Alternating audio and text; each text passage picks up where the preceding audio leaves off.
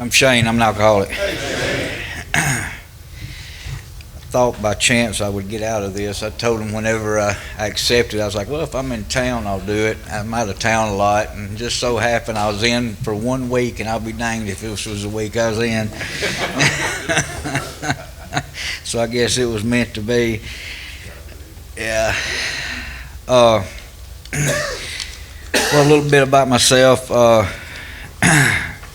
I was born and raised in Alabama, a little town called Fayette. It's about 45 minutes north of Tuscaloosa. A little small town. It's real close-knit. Everybody knew everybody. You know, cops knew you by first name, whether you was in trouble or not. You know, everybody just knew everybody. I was adopted and raised by my great-grandparents. My mother, she was 16 years old when she had me, and my dad, he was a little older, but mother wasn't in no shape to raise, a kid. And my granddaddy, he had all girls, and as soon as I come around, he snatched me up and adopted me and said pretty much he's mine. So my mother, she suffered from addiction. She actually passed away a few years ago with a fentanyl patch in her mouth. My dad, he was a full-blown alcoholic. Last time I'd seen him when I was 8 years old, and he was drunk. And then I didn't see him again for quite a few years. It was probably I was 15 years old next time I seen him. So it was on both sides of me, but I was raised in the perfect environment. My granddaddy, he was a God-fearing man, went to a Church of God church. I was shown the right way from a little old bitty thing. I remember it was church on Wednesdays and Sundays, and then Tuesdays and Thursdays there was prayer meeting at the house. And a lot of times when you went to bed, it was in there shouting the Holy Ghost filled prayer meeting. And so it wasn't nothing about not knowing God, And like I said, I was not ever subject to any of my parents' addictions. I never seen it as a kid growing up. I think I had my first drink, though, when I was about 12 years old. It was a Budweiser with my next-door neighbor. We got together at school, and he was going to slip a couple out from his dad, and he was going to go meet up in the woods and drink them 2 Budweisers. And to be honest with you, I didn't like them. Didn't care nothing about it. Didn't really care nothing about alcohol in the beginning. But I was 15 years old, and I was really rebellious at that time. I had hair down the middle of my back, had the black boots with the silver tips. I was the little troublemaker, always into something. And had a buddy of mine who had a 78 Cobra Mustang, and he had slipped it off from his dad. His dad would get up and go to work early in the morning. He'd take that car out, and then he'd get back home from school before his dad got home. So we'd been doing that for months.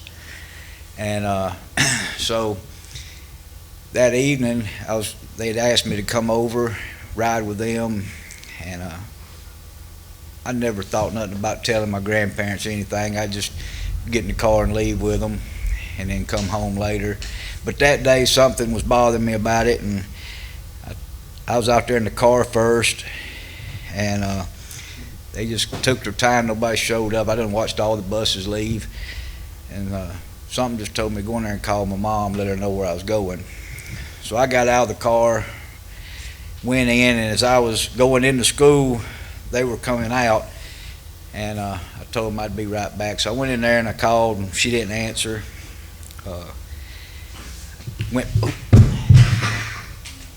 I went back out to get in the car, and Brad was in the front seat. And I told him, I was like, hey man, get out. I was up here first. I had to run in. He's like, he just slid the seat back, and he said, you can ride up front when we get to Robbie's house. I said, all right. So I got in the back, and we went up the road, and we was trying to beat the bus there. And there was 4 of us in the car, and we passed a forestry truck going over a hill and hit a car head on doing 90 miles an hour. And Brad, the boy in the front seat, got killed. And it broke my jaw, knocked a hole in my cheek, broke me up pretty good. I was in the hospital for a couple of weeks, but this was in the 90s when they were pushing the pain pills real heavy. And they loaded me up on them, and I was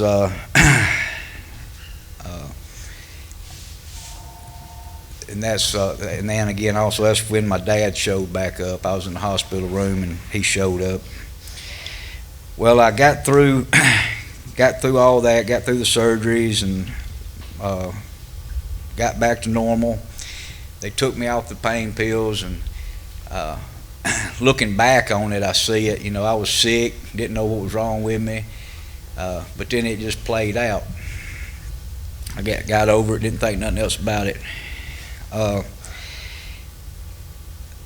Ended up having my first daughter in '94. I was 16. It was a year later, and I'd dropped out of school and started working at a place called Oxbody's, and I was 16, 17 years old, and I was a welder. And I was always a go-getter. I was wide open all the time. And just one day I didn't feel good, had a headache, and I was just dragging ass. And my lead man came up and asked me what was wrong with me. I told him, I said, man, I just don't feel good. I've got a headache. Well, he went over to the locker and he come back and he put something in my hand and looked, and it was a little blue pill. He said, here, take this, you'll feel better.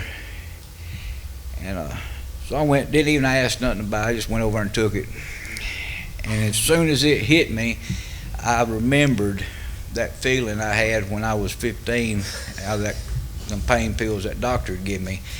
And it set it loose then. I was like, man, I can get them this easy. And so that was at 17, 18 years old, and that started a run of addiction for me that I've battled ever since then, until I got introduced to the steps. So the pills is where it started at. My first marriage pretty much failed through addiction, and I was spending way too much money on them pills. She took my daughter and left, and I'm still just a kid myself then. Really, I wasn't probably 20, 21 years old when we got divorced. So my next wife, when I took her out, the very first date we went on, I was like, well, my last wife, she just give me hell over this, So our very first date we ever went on, I took her to Logan's in Tuscaloosa, and I pulled up in the parking spot, and I told her, I said, hand me that mirror above that visor there. And she looked at me kind of funny and handed it to me, and I laid it in my lap, and I throwed out 2 lines of Coke on it. And she looked at me and she said, Shane, don't do that in front of me. And I said, well, turn your head. And I done them 2 lines right there in front of her. I handed that mirror back to her, and I said, just being honest with you, this is me, and I ain't planning on quitting anytime soon. I said, so we can go in here and get us a steak and eat, and I said, I can carry you home, and you ain't never got to call me again. I was married to that girl 18 years after that, but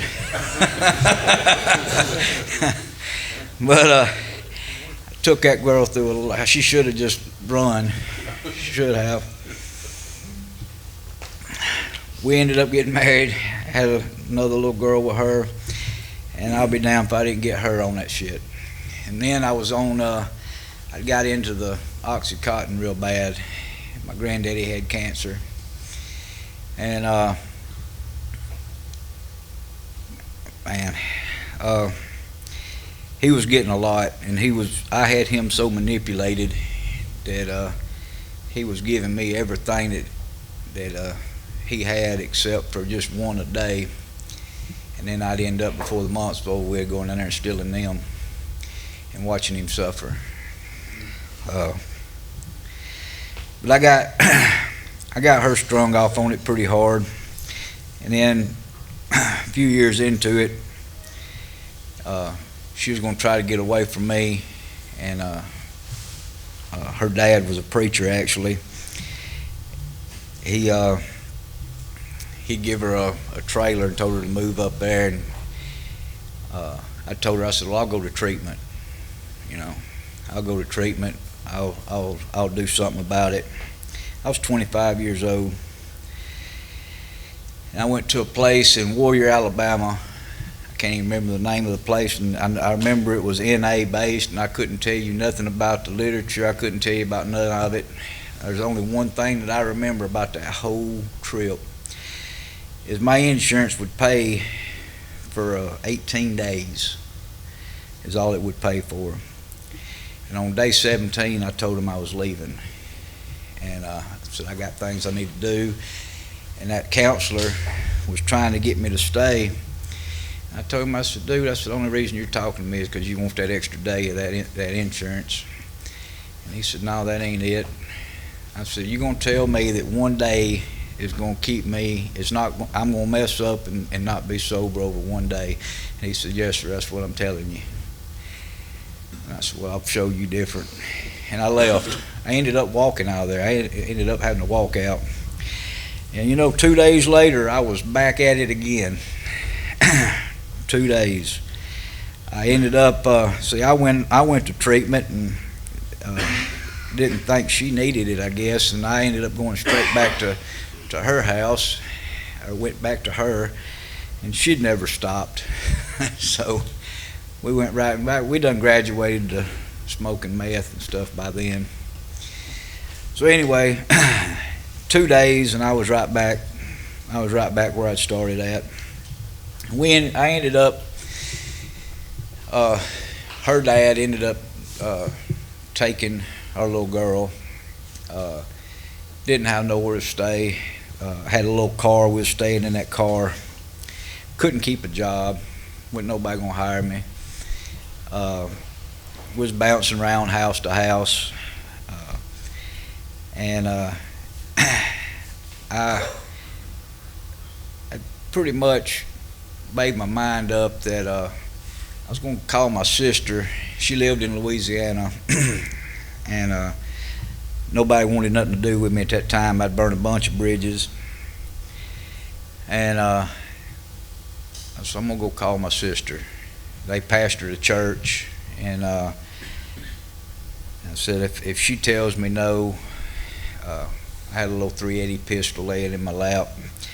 I said, she tells me no, I'm just going to blow my head off right here. That was my mindset, Probably too scared to do it. Never had to, so I don't know. But she told me, yeah, if you can get here, I'll try to help you. So we'd already got my daughter took, and it was just me and my wife and a dog. That dog went through the withdrawals with us whenever we went through them. If we cleaned up, the dog was mad about it. You could rattle a piece of tinfoil and that dog would take off to the damn bed and jump on it and be waiting for its hit, But yeah, anyway, we ended up hitchhiking a ride to Jackson, Mississippi, and my sister met us at the end of the Natchez Trace, and all I had was a brown paper sack with some clothes in it, my wife and that dog, and we're sitting on the side of the road. My sister pulls up. You know, we're riding back to Alexandria, Louisiana, and she's telling me all the cans and the can'ts and what you're going to do and what you ain't going to do. And if you don't like it, then you can get out. You know, you're going to do it our way. You're going to, you know, and I'm yes, ma'am, whatever. I don't care. And so we stayed in the back of that church for about 9 months. And I got cleaned up, started doing what I was supposed to do. Pretty much I had my sister running my life, and I was listening to her, and we ended up getting out of that church. I ended up getting a really good job with a company called Union Tank Car in Alexandria. I was on the construction company building the plant, and once I got it built, I just rolled over into the company, and done real good. I was the 8th welder hired. 8 months after I hired in, they moved me into quality control. Started doing inspection, and I worked with that company for right at 5 years. We ended up getting our daughter back. She was enrolled in school in Louisiana. My wife, she had 2 other children from previous marriage before we got together, and she ended up getting them back. You know, good Lord had restored everything. We had our lives back. Everything was going great. We was going to church. My youngest daughter was on the Bible quizzing team at church. She could quote chapter after chapter after chapter from her mind, and I'm like, how in the hell are you doing this, you know? But she had it memorized, you know. And good Lord had blessed us. And then I got really busy because I went and bought a welding machine. I was working full-time job. I bought a welding machine. I was doing my own thing on the side. So I was working round the clock all the time. I just had no time for nothing. So I stopped going to church on Wednesdays, and then I'd stop going on Sunday mornings, and then before you knew it, I was going to church once a month, and then once every 2 months, you know. Page 24 of the Big Book says, the fact is most alcoholics, for reasons yet obscured, have lost the power of choice in drink, that our so-called willpower is practically non-existent. We're unable at certain times to bring our consciousness with sufficient force the memory of the suffering and humiliation of just a week or a month ago. 6 years sober, I forgot all that. And forgot about standing on the side of the road with a dog and a sack at the end of the Natchez Trace. Forgot about losing my daughter. I forgot about all that. And one day at work, me and my manager got into it, got in a fight, got in a cussing match. And I left work and I stopped at the same Texaco every day for 5 years. Every evening I walked in, I get a cookies and cream, a Hershey bar, and a Mountain Dew every year for 5 years. Every day for 5 years. And that day I walked in, I grabbed my cookies and cream, and I grabbed my Mountain Dew, and I go to get in line. And there was a guy walked in the door. As I'm standing in line, he comes walking in the door, and he had been working that day. He was sweaty, and he stunk, and he came through that door with a mission. He walked in, he come right by me, and I can remember smelling him when he come by, and it caught my eye. And I watched him, and he went straight over to the cooler. He opened the door and got a 24-ounce Bud Light. And as soon as I seen it, I said, that's what I need. I need that. So I went and I put that Mountain Dew up, and I put that cookies and cream up because that wouldn't go good with a Bud Light. And I went over there and I opened that door and I got a 24-ounce Bud Light out. And now I'm in line behind him. And he went up to the counter and he said, "I need a pack of Marlboro Lights in the box." And I said, "I'll be damned, that's my cigarette too." I said, I ain't had a cigarette in 6 years. He got his cigarettes and he walked out the door. I set that Bud Light down and I said, "Need a pack of Marlboro Lights in the box." So I got my cigarettes and my beer after 6 years of not having anything. And I drank that beer and it went down really well. And I went home and went to bed. Didn't start no fight. Didn't do nothing. I thought, well, shit, I can do this. So the next day, that's my new routine. Next day I stop and I get another one. And before you know it, I'm getting a couple. 2 weeks later, from the day I got that Bud Light, I'm back to taking pain pills and smoking methamphetamine within 2 weeks of that beer. Could not stop it. It was just went from nothing. 2 weeks later, I'm full blown again. I ended up losing that job I had been at for 5 years within just a few more weeks. I made it through it probably, I don't know, maybe 6 months or so, smoking and taking pills and stuff. Ended up having security called on me and escorted off the premises because that manager, I wanted to, instead of cussing him, I wanted to drag him out and whoop him. Ended up getting escorted out of that.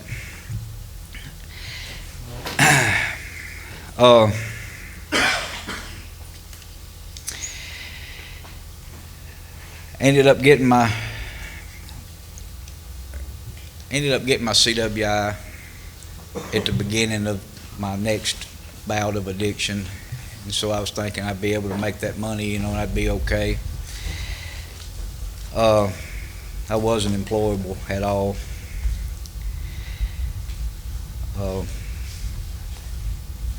From that drink, there's a lot of stuff that went on in between that. I ended up walking out the door.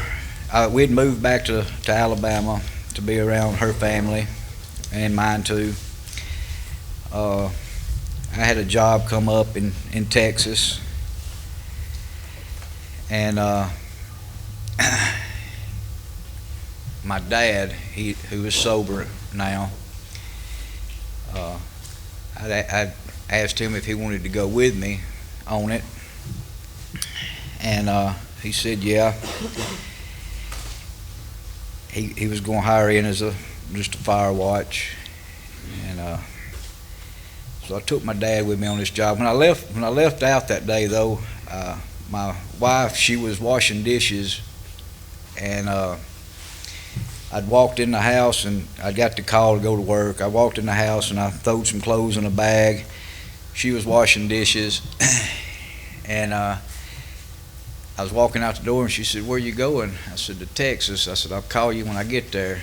I didn't even kiss that woman bye or nothing. I just threw my stuff in the truck and I left.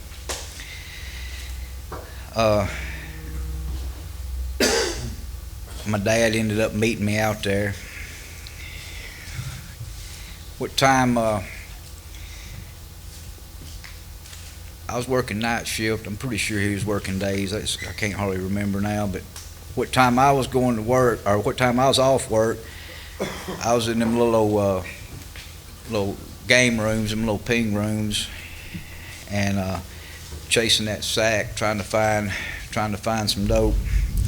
And my dad, he was going to West Baytown Club what time he was off work, and I ended up in one of them game rooms, and I went in to spend $10. I had a $10 bill in my pocket. I went in to spend $10, and I had 2 Roxys in my pocket and about a gram of dope. And I broke my own rule. I always said, leave that shit in your truck. I had it in my pocket. I walked in, it was just $10. I walked in, put that $10 bill in, was hitting it. Guy beside me struck up conversation. He looked like he didn't belong in there, but I was like, man, these little women at that truck stop always grabbing them truck drivers down here and getting them for money. You know, I said, he's probably just a truck driver. So we sitting there talking, and next thing I know, Harris County knocks the door in, and I later found out the guy next to me was an undercover cop. And whenever they came in and went to running names, I looked at him and said, hey man, I said, what's them dudes doing behind us? And he looked up and he said, they just running names. I said, they paying us any attention? He said, no. So I reached in my pocket, grabbed that dope, and I throwed it between the machines. Throwed it right in front of the undercover cop. So yeah, they come and got the dope from me and went to jail. And that one story right there is where everything nosedived for me, because I ended up losing that job, because if you ever been to Harris County, it's 4 days to get through the intake. Dad wasn't going to come and get me out of jail. I had to sit there. He finished the job up. I got fired. And then Harris County had me. They wouldn't let me go to Alabama. I had to stay in Harris County. I wasn't stopping what I was doing at that time, so I ended up saying, screw y'all, I ain't going back to court, and I just took off on them, and I was down there on Sheldon Road shooting dope.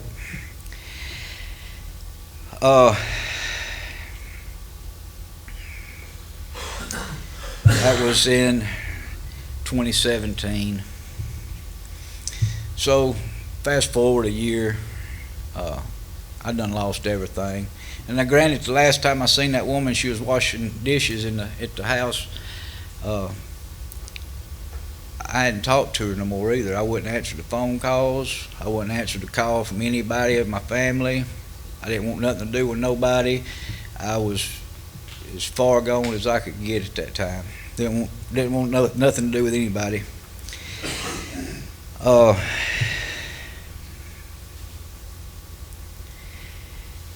Then I lost my truck.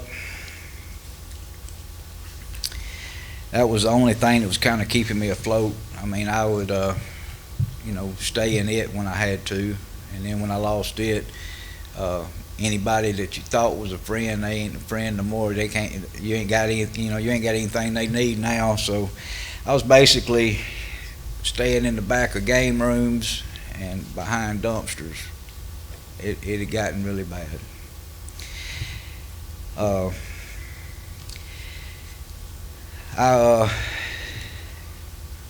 got down to about 120 pounds.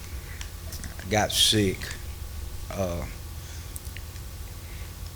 Finally, I broke down and sent my dad a text. Got a way of getting a hold of him, and I sent him a text. I told him, I was like, Dad, if you'll just come get me, I'll go to treatment anywhere you want me to go. I said, I'm done. He sent me a text back. It said, give this guy a call. His name's Kevin. I ain't got time to play games with you. And that pissed me off. And then I told him about how bad of a dad he had always been, and how good for nothing he was, and all this, and he texts back and say, well, I hate you feel that way, son. But when I brought him out on that job, and he was going to West Baytown, he made a connection over there with a guy. And so God had already set everything in motion way before I ever needed it. 'Cause I sent that guy a text, told him who I was, and he came and picked me up. He came and picked me up and took me to a meeting at West Baytown. And after the meeting was over with, he asked me if I wanted any help. He said there was a place called the Wheelhouse. And I was like, well, I ain't got no money. And he said, you don't need none. You don't need none. And I told him, yeah. I said, I ain't got no other choice. I have nothing. I don't have nothing. And so he took me and, well, the next day he sent a guy named Iron Mike. I don't know if y'all know him, but Iron Mike drove all the way to Baytown and picked me up and took me to the Wheelhouse. And I remember walking in that door. It was for an early bird meeting, and I sat there and was listening to the meeting, and none of it made no sense to me. I couldn't hear none of it really. After it was over with, they kind of told me what the do's and the don'ts, and then we ate breakfast, and I went and got chipped in a few days later, and I was like, well, man, this is definitely better than where I've been. And but of course, the fog hadn't lifted real good yet. About 2 weeks in, I get kicked out.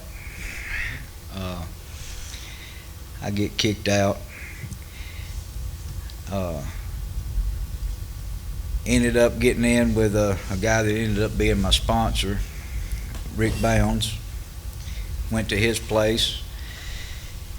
He found out that I had some warrants on me, and he made me go and turn myself in, which was a really good thing. At 2 weeks of getting in the Wheelhouse and getting kicked out, I was ready to get back at it and go to work. You know, I didn't have a solution yet, didn't have nothing. He made me turn myself in, and I sat over here to Tascasita for about 6 months, set my ass down.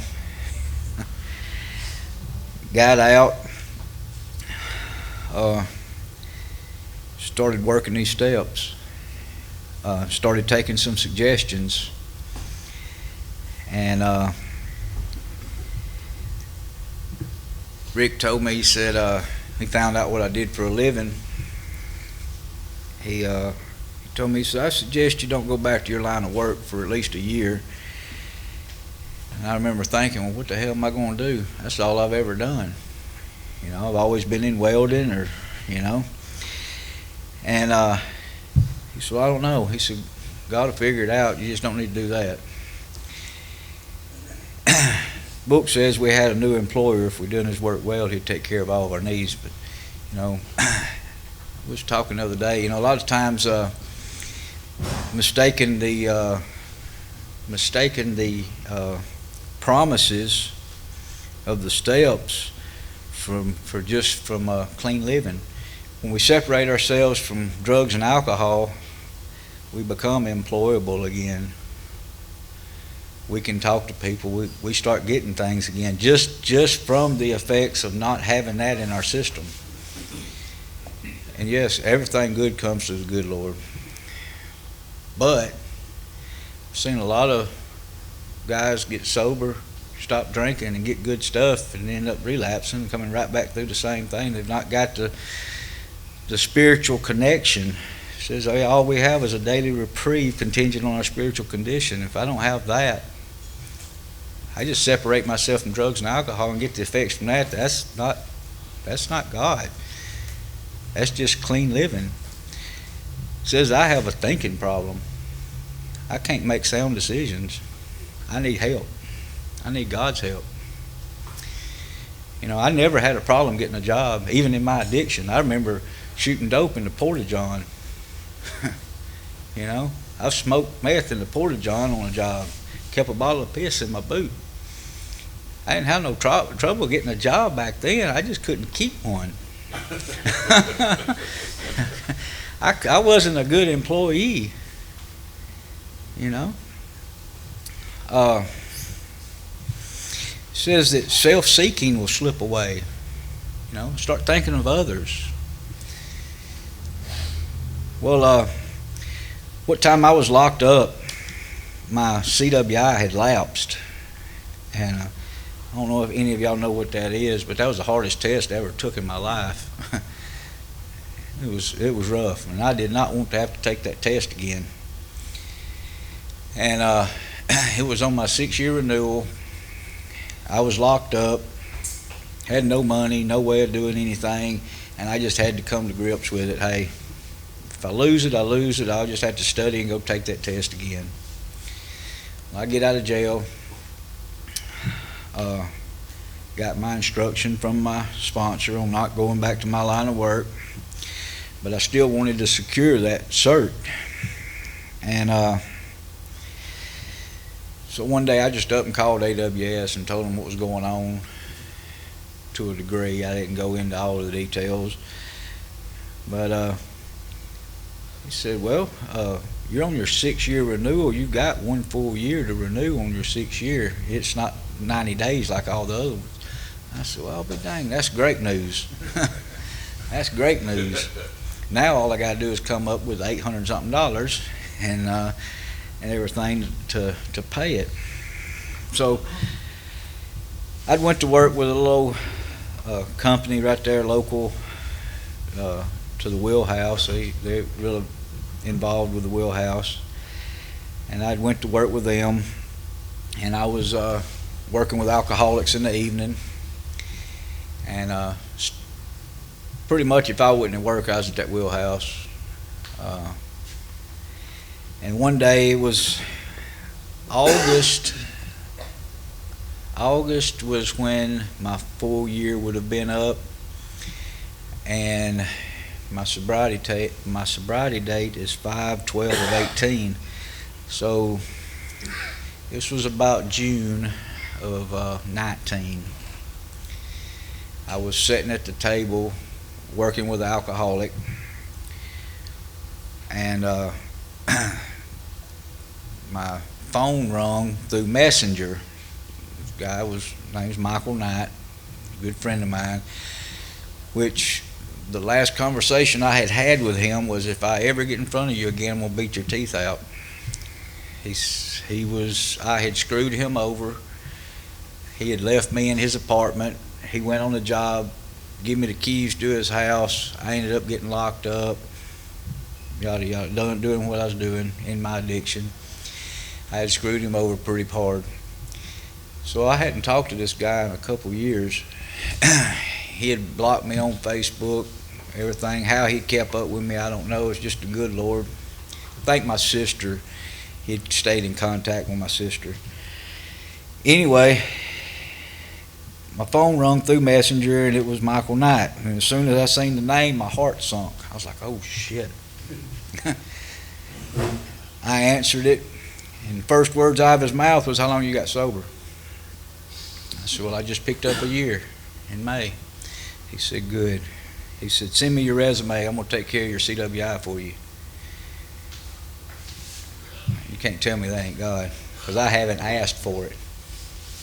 I've not asked anybody for any help on anything at that point. Nothing. I was working with an alcoholic. So I kind of broke down right there a little bit,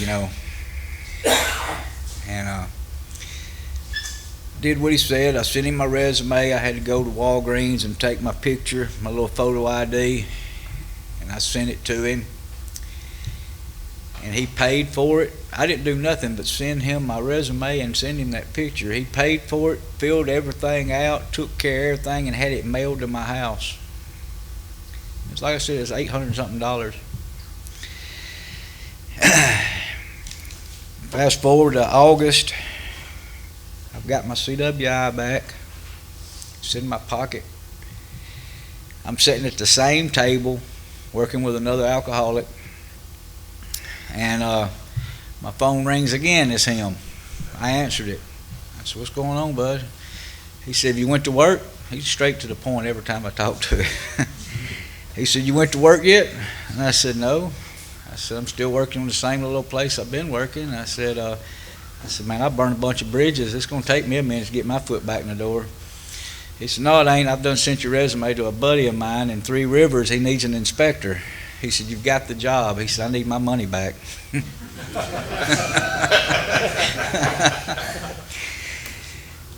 So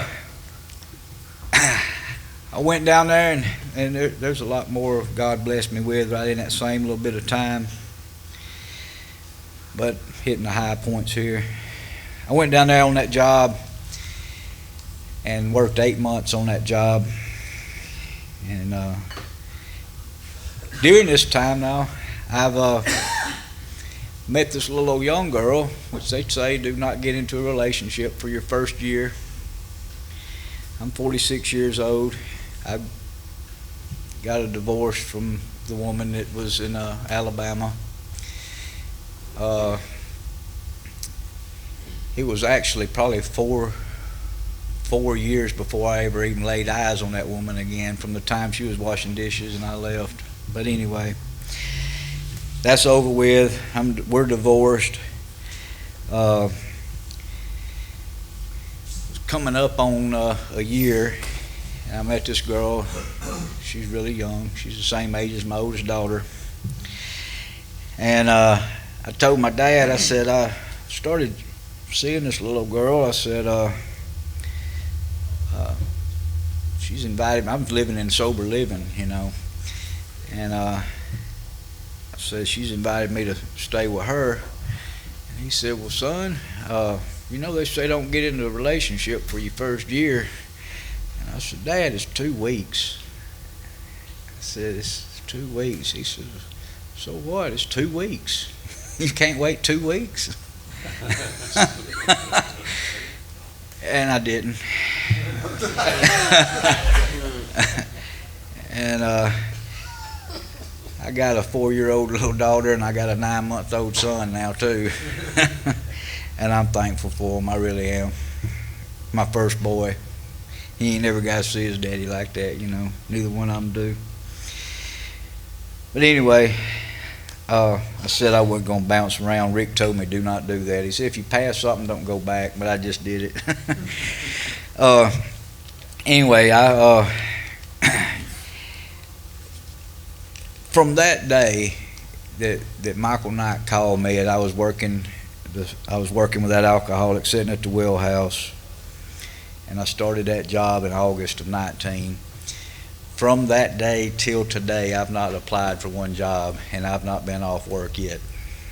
And I've worked for 3 different companies. God has supplied everything I need. All right. As long as I continue to spread the message, as long as I keep helping the next alcoholic, I keep being available to someone else, help someone else, that has worked. I tell guys all the time at the wheelhouse, there's 2 things that will kill us. That's a job and a woman. It will. I've seen a bunch of them. I've seen countless men get that big job, and all of a sudden, I don't need you guys. I've got this. And then there, you get that phone call, they're dead, or they're back at the wheel. If you're lucky, they're back at the wheelhouse. But you know, I have to make sure that I keep God first, this program, and everything else will fall in place. I've made it through multiple things in sobriety and been able to stay sober because of that connection with God. If things get tough, I'll run to that wheelhouse in a heartbeat. You know, I went to go fishing not too long ago, pulled into Academy, had a 2018 Chevrolet 4-wheel drive, pulled in there to get some fishing lures, come back out and somebody got my truck. So I called the sponsee. I said, hey man, come get me. He come and picked me up. And first place I went to the wheelhouse. Sat down somewhere for a minute. You know, God takes care of. I can get through all that as long as I don't drink. You know, my sponsor told me I can take any situation I'm going through and make it worse with one drink. It don't matter. No matter what it is, how bad it is, one drink's gonna make it worse, never better.